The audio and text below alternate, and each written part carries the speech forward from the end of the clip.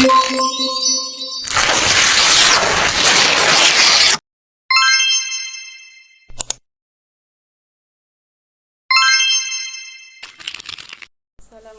warahmatullahi wabarakatuh. Alhamdulillahi rabbil alamin wa bihi nasta'in wa la umurid dunya waddin. Wassalatu wassalamu ala asrafil anbiya'i wal mursalin wa ala alihi wa sahbihi ajmain. Amma. Pertama-tama marilah kita panjatkan puji syukur kepada Allah Subhanahu wa taala yang telah memberikan kita nikmat kesempatan kesehatan sehingga kita bisa bertemu di channel YouTube ini. Langsung saja para sahabat bimbingan Islam hamba Allah Subhanahu wa taala yang berbahagia, sebelumnya kita mempelajari urgensi tauhid uluhiyah, yaitu untuk menyembah hanya kepada Allah Subhanahu wa taala saja. Nah, dalam pertemuan ini kita mencoba memahami makna dari ibadah dan rukun-rukun ibadah sehingga kita bisa menata kehidupan kita, bagaimana kita beribadah kepada Allah Subhanahu wa taala. Nah, kata ibadah secara bahasa yaitu adzu'i wal khudu'i, artinya penghinaan diri dan perendahan diri. Sehingga seorang hamba adalah orang yang hina, orang yang merendahkan dirinya kepada Allah Subhanahu wa taala. Tidaklah kita merendahkan diri kita, tidaklah kita menghinakan diri kita kecuali hanya kepada Allah Subhanahu wa taala. Kemudian makna ibadah secara umum perlu kita pahami agar kita tidak salah paham dan pemahaman kita tidak terbatas dengan ritual dan amalan-amalan tertentu saja. Oleh karena itu, kita perlu memahami apa itu ibadah. Ibadah sebagaimana dikatakan oleh Syekhul Islam Ibnu Taimiyah rahimahumullah ta'ala disebutkan juga dalam kitab Majmu'ah al-Fatwa jilid 1 halaman 149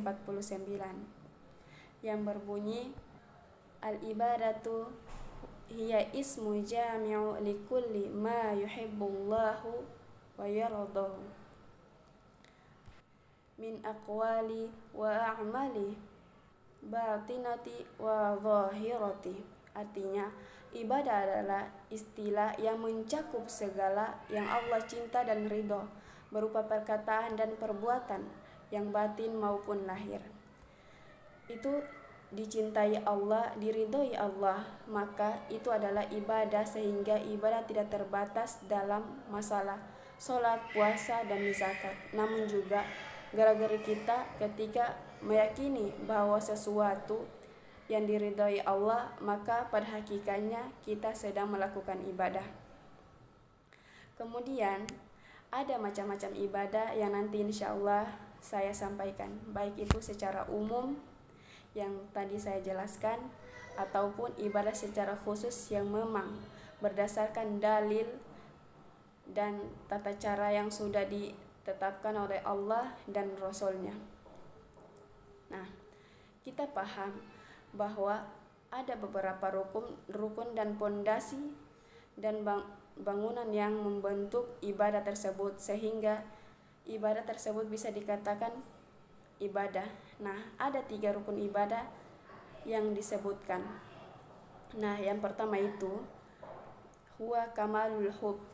Nah, huwa kamalul hub lil ma'budi subhanahu. Nah, artinya kesempurnaan dan kecintaan dia kepada zat yang disembah, yaitu Allah Subhanahu wa taala. Sehingga ketika seorang beribadah, maka hendaklah dia pun cinta kepada Allah Subhanahu wa taala. Sebagaimana firman Allah Subhanahu wa taala dalam Quran surat Al-Baqarah ayat 165 yang berbunyi, walladzina amanu asyaddu hubban lillah. Nah, yang artinya orang-orang beriman kecintaannya kepada Allah Subhanahu wa taala sangatlah besar. Ada juga faidah atau ada juga dalam Quran surat Al-Fatihah ayat 2 yang berbunyi Ar-Rahmanir Rahim. Ayat ini mengandung makna hub. Nah, apa itu hub? Hub adalah cinta. Orang yang jatuh cinta selalu menyebut nama yang dicintainya dan menuruti kemauan orang yang dicintai. Seorang hamba mencintai Allah, ia akan rela untuk melakukan seluruh hal yang diperintahkan dan menjauhi segala yang dilarang oleh yang dicintainya. Nah, cinta Allah juga mengharuskan membenci segala sesuatu yang dibenci oleh Allah Subhanahu wa taala agar mendapat cinta Allah Subhanahu wa taala. Nah, yang kedua yaitu kamalur roja, artinya harapan yang penuh kepada Allah Subhanahu wa taala. Ketika kita beribadah kepada Allah Subhanahu wa taala, sehingga di dalam setiap amalan kita berharap Allah cinta, Allah ridha, dan Allah akan memberikan pahala kepada kita. Ada juga faidah dalam Quran Al-Fatihah ayat 3 yang berbunyi Ar-Rahmanir Rahim. Ayat ini mengandung makna roja atau harapan. Nah, harapan akan diterima amalan, harapan akan berjumpa dengan Allah, harapan akan dimasukkan ke dalam surga, harapan akan diampuni dosa, dan harapan untuk dijauhkan dari neraka, dan harapan yang dibentuk kehidupan yang bahagia di dunia maupun akhirat, yang merupakan rahmat dan kasih sayang Allah Subhanahu wa taala. Nah, yang ketiga itu kamalul khaufi minallahi subhanahu, yang artinya kesempurnaan totalitasnya dalam takut kepada Allah Subhanahu wa taala. Maka ketika kita beribadah kepada Allah Subhanahu wa taala, kita takut seandainya ibadah kita berkurang atau seandainya kita melakukan ibadah dengan asal-asalan atau bahkan kita tidak menjalankan ibadah dengan cara yang benar atau kita meninggalkannya.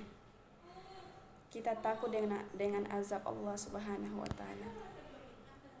Sebagaimana firman Allah Subhanahu wa taala dalam Quran surat Al-Isra ayat 57 yang berbunyi wa yakhafuna 'adzabihu, artinya dan orang-orang yang beriman mereka senantiasa takut terhadap azab Allah Subhanahu wa taala. Dan disebut dalam ayat-ayat lain juga yang mengenai rukun ini. Nah, rukun ini terdapat dalam Quran surat Al-Fatihah juga. Nah, ayat 4 yang berbunyi Maliki Yaumiddin. Ayat ini mengandung makna rasa takut atau khauf. Seorang hamba yang memiliki rasa takut akan termotivasi untuk rajin mencari ilmu dan beribadah kepada Allah Subhanahu wa taala agar bebas dari murka dan azabnya. Selain itu, rasa takut inilah juga yang dapat mencegah keinginan seorang hamba untuk berbuat maksiat, karena ada hari pembalasan. Jadi, ibadah harus ada cinta, harapan, khauf agar menjadi seorang muwahhid atau seorang yang beribadah dengan benar dan mentauhidkan Allah Subhanahu wa taala. Ada juga kata salaf, min abdihi bil hubbi fahuwa zindiqun wa man abduhu birrahi fahuwa murzi'un wa min abdihi bil khawfi wahdahu fahuwa harruyun wa man abdihi bil khawfi wa hubbi war raja fahuwa mu'minu muwahhid. Artinya, barang siapa yang beribadah kepada Allah Subhanahu wa taala hanya karena rasa cinta, maka ia adalah zindiq. Dan barang siapa yang beribadah kepada Allah Subhanahu wa taala hanya dengan roja, maka dia adalah murji. Dan barang siapa yang beribadah kepada Allah Subhanahu wa taala dengan khauf, maka dia adalah hururiyah. Dan barang siapa yang beribadah kepada Allah Subhanahu wa taala dengan hub, khauf dan roja, maka ia adalah mukmin muwahhid. Mungkin itu dari saya, mungkin itu kultum dari saya. Jika ada salah kata, itu datang dari saya, yang benar itu datang dari Allah Subhanahu wa taala. Mungkin itu saja dari saya. Wabillahi taufiq wal hidayah. Wassalamualaikum warahmatullahi wabarakatuh.